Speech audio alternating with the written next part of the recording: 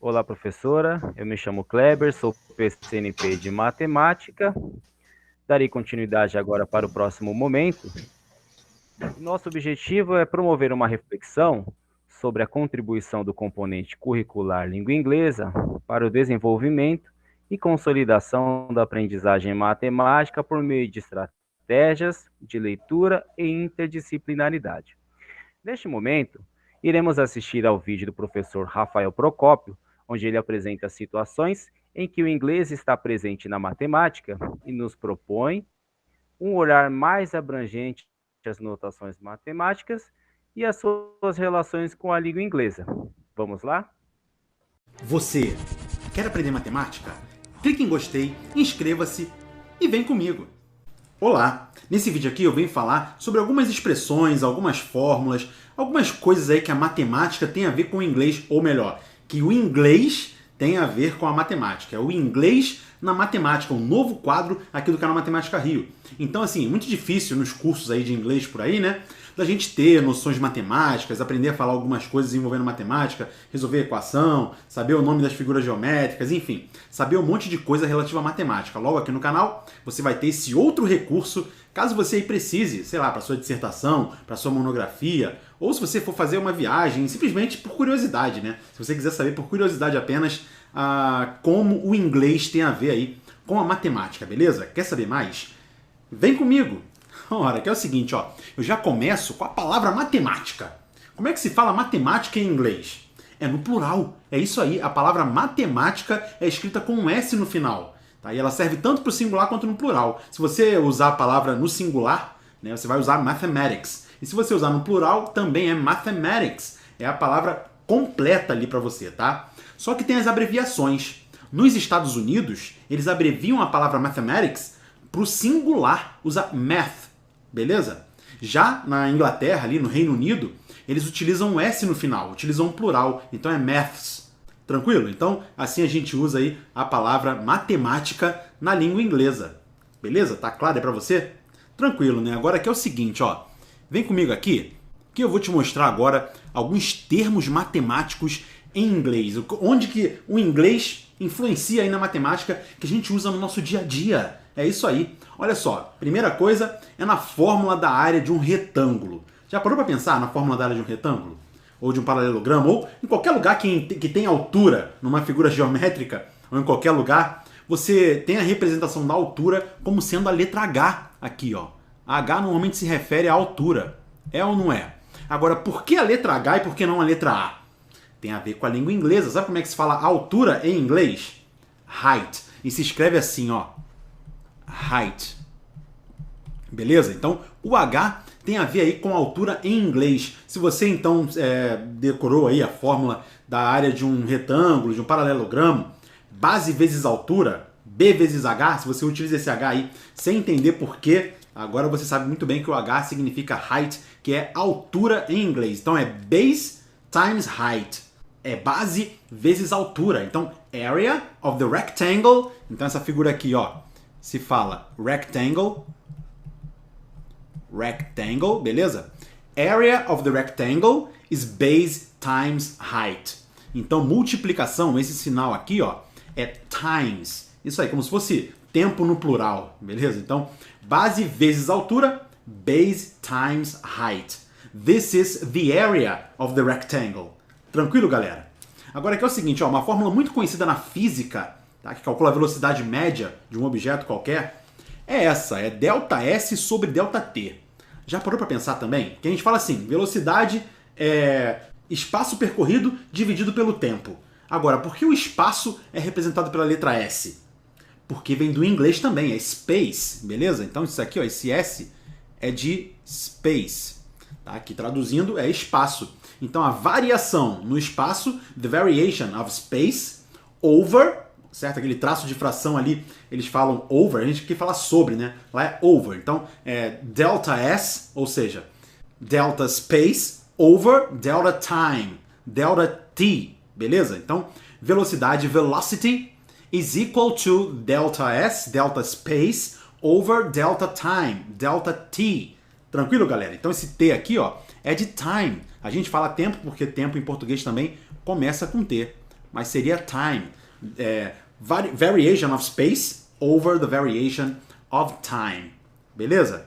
Outra coisa que muita gente utiliza, principalmente aí no Facebook, né, tem a ver com a palavra add, que seria um verbo lá em inglês, né, adicionar. Então o verbo to add é adicionar. E aí tem a ver com uma operação matemática chamada addition, que é adição, né? Então aqui, ó, você tem a palavra addition, tem um i ali, né? Deixa eu consertar aqui, ó. Então, addition, adição, beleza? Então, se você chega no Facebook e fala assim, eu vou te add, tem muita gente que fala add, né? Ou add, mas não, é to add. To add vem também, depois deriva ali, ó, a operação matemática que é addition, tranquilo? E outra coisa que aparece muito aí nos comentários, principalmente quando você passa aí alguma coisa envolvendo raiz quadrada, é esse símbolo aqui, ó, SQRT. E muita gente me pergunta, mas que diabos é SQRT? Traduza raiz quadrada para mim em inglês. Square root. É isso aí. Esse símbolo aqui, ó, significa square. Square é quadrado. E root, que é raiz. Então, literalmente a tradução é raiz quadrada. Logo, SQRT é uma abreviação para square root, ou seja, raiz quadrada. E aí se você tem lá square root of 9, ou seja, square root of 9, raiz quadrada de 9, meu cérebro está até bugando aqui, misturando inglês com português, né? Então, raiz quadrada de 9 é igual a 3. Pura e simplesmente assim, beleza? Então, quando você vai colocar lá, representar a raiz quadrada em linguagem lá de programação, ou no LaTeX, beleza? Você vai colocar lá SQRT, que é de square root. Square root of 9 is equal to 3, beleza? Então é isso. Agora aqui, ó, vamos entender algumas piadinhas em inglês, que também é bem interessante. Às vezes eu compartilho lá na página do Facebook, facebook.com/matemática-rio, algumas piadinhas em inglês, e aí nem todo mundo entende. Vamos entender aqui agora, então, algumas piadinhas em inglês, ó. Essa piadinha aqui, ó, primeiro, né, tem a ver com a raiz quadrada do número -1. A raiz quadrada do -1 é a unidade imaginária nos números complexos. É ou não é? Então, isso aqui é a mesma coisa que i, né? E o i, em inglês, a gente não fala i. Fala como? Fala I. Então, I love math. Eu amo matemática. Eu amo matemática. I love math. Do you love math? Você ama matemática? Coloca aí nos comentários pra mim, beleza? Uma outra piadinha legal aqui, ó, é essa aqui, beleza? Essa daqui é o seguinte. O que você acha que isso aqui está representando? Você agora já viu que a raiz quadrada de -1 é o i, ou seja, I. E aqui, ó, esse traço de fração, eu também já acabei de falar para você, é over, ou seja, I over i, sobre, beleza? O 8 ali, como é que é 8 em inglês? 8, beleza? 8, assim, ó, 8. Então, I over 8. I over 8. Se você ler I over 8, parece que você está lendo assim, eu estou com sobrepeso, tá? Porque peso em inglês é weight, assim, ó.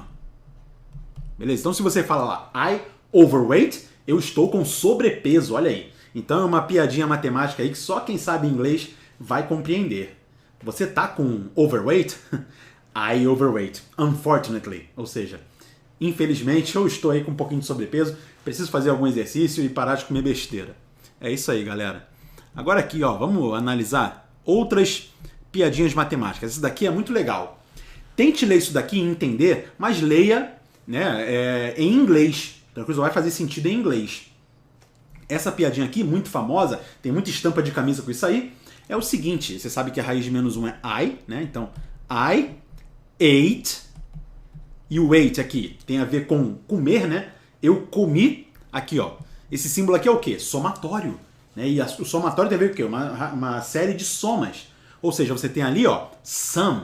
Sum é soma em inglês. Então, I ate some, e a soma se escreve assim, ó, S-U-M, sum, que tem o mesmo som de some, assim, ó, tá? De algum ou algumas, beleza?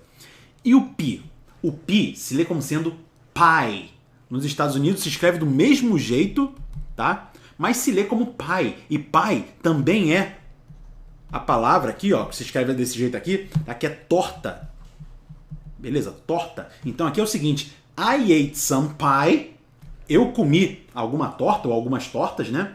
I ate some pie and it was delicious. Aqui no caso não pode ser no plural porque está no singular, né? Então eu comi uma torta ou eu comi alguma torta e ela estava deliciosa. I ate some pie and it was delicious.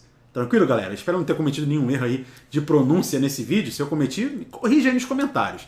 Beleza? Tô aqui falando da maneira que eu aprendi inglês. E finalmente uma brincadeirinha aí, ó, que também é bem famosa, né, que tem a ver com essa expressão aqui. Você consegue determinar o que está escrito aí nessa expressão? 128 vezes a raiz quadrada, square root, de vezes 980. Agora perceba que se eu apagar aqui a metade dessa figura, eu vou apagar metade da figura assim, ó. Tá? Olha só o que vai aparecer escrito. Olha só que legal, né? Aqui, ó, vou apagar metade da figura e vai aparecer escrito aqui, ó, I love you. Ou seja, eu amo você. E de fato, I love you, galera. I love all of you that is subscribed to Mathematica, ou Mathematics River, Matemática Rio, Mathematics Rio, beleza? I love you, my subscriber, my student. Eu te amo, meu inscrito, meu aluno. Então, vem comigo. Você não tá sozinho. Eu tô contigo. Até o próximo vídeo. Professor, professora, você viu na prática como a presença de outro componente curricular pode promover a possibilidade da interdisciplinaridade, contribuindo para um aprendizado mais significativo. Piaget afirma que a interdisciplinaridade pode ser entendida como um intercâmbio mútuo e a integração recíproca de várias ciências. Deste modo, no vídeo podemos perceber que a língua inglesa se relaciona com a matemática nas notações utilizadas para a resolução de situações e problemas envolvendo o cálculo de área de um retângulo. No estudo das notações algébricas matemáticas, utiliza-se caracteres alfabéticos como representação de valores variáveis. Nesse sentido, é imprescindível que o aluno compreenda de maneira relevante a representação de cada elemento presente nas fórmulas, contribuindo assim para a redução de possíveis dificuldades encontradas pelo estudante na compreensão da linguagem matemática, quando ele não encontra significado nos conteúdos abordados. Neste caso, a análise do significado de cada item das fórmulas, que se refere a palavras da língua inglesa, pode auxiliar os alunos a fazer relações entre as habilidades desenvolvidas em ambos os componentes curriculares e promover, assim, um aprendizado mais significativo, além de tornar a aula mais dinâmica e interessante para a turma. E agora ficaremos com as considerações finais. Como podemos perceber, as práticas de leitura e interdisciplinaridade são muito importantes, né, nesse processo de ensino-aprendizagem. Quando eles são bem executados, o resultado ele é muito benéfico tanto para o aluno quanto para o professor. Assim, quando o professor ele promove essa interdisciplinaridade, ele, ao mesmo tempo que ele favorece a aprendizagem do aluno, encontrando ali significado, sentido no que ele está aprendendo, o professor também favorece essa conexão entre os componentes curriculares. Mas cabe ressaltar que a simples presença de um componente em outro, ou em outra área de conhecimento, não garante essa interdisciplinaridade. A língua inglesa, por exemplo, apesar de ser uma língua diferente da nossa, apesar das suas especificidades, ela apresenta a mesma possibilidade de interdisciplinaridade. Apesar dos seus elementos, que às vezes pode causar um certo desconforto no aluno, por ser um idioma totalmente diferente do seu idioma materno, a língua inglesa, ela contribui nesse processo de interdisciplinaridade, visto que tanto no componente curricular da língua inglesa, quanto em outros componentes, todos os conteúdos, eles acabam se conectando, os assuntos, eles acabam voltando. Os componentes curriculares em língua portuguesa, eles aparecem com muita frequência na língua inglesa. A língua inglesa também aparece, mesmo que de forma mais tímida, em outros componentes. mas é preciso que o professor, que você, professor, tenha a compreensão de que ela, apesar de um componente aparecer no outro, essa interdisciplinaridade, ela só vai ser efetiva se você, professor, favorecer esse momento. Então, quando nós podemos ver ali no vídeo que a língua inglesa apareceu ali, mesmo que de forma tímida, naquela atividade, o simples fato de estar lá não garantiu. Então, ali nós podemos entender que o professor de matemática, ele necessita ali de um apoio, né, de um suporte. Então ele vai recorrer ao professor da língua inglesa. O professor da língua inglesa, quando ele se depara com conteúdos de outros componentes, ele pode buscar essa integração, né, essa conexão, porque é isso que a interdisciplinaridade faz. Ela conecta uma coisa à outra, ela conecta as áreas, ela conecta os componentes. A interdisciplinaridade, ela não isola, ela conecta as partes, e essa conexão, ela é ela é mais estruturada e mais eficaz a partir do movimento que o professor faz.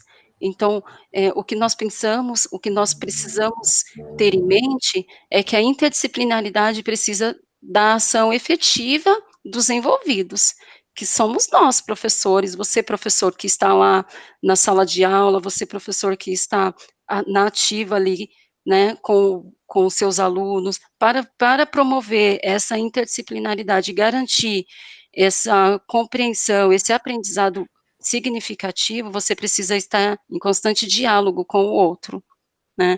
Então, essa interdisciplinaridade, ela depende da conexão, da relação dos professores de vários componentes. E aí a nossa sugestão, a nossa proposta é que você, professor, busque essa integração, né, que você entre em contato com seu colega, que vocês se alinhem, né, que conversem, não apenas para saber o que o outro está fazendo, sobre o que o outro está falando, mas até para fazer parte disso, para que o aluno perceba que um componente está conectado ao outro, né. Então, nós esperamos aqui que você tenha, aproveitado essa formação, que ela tenha feito sentido para você, que nós possamos, né, considerar, pensar e usar mesmo o nosso aprendizado para melhorar mesmo, né, porque esse movimento de leitura estratégica, de estratégias de leitura, de interdisciplinaridade, são movimentos que favorecem o aprendizado do aluno. E é esse o nosso objetivo, né. Então, esperamos que vocês possam, refletir ainda mais sobre isso, acessem a pauta novamente se for necessário, conversem, e é isso. Desejamos aí um bom dia, uma boa tarde e até mais.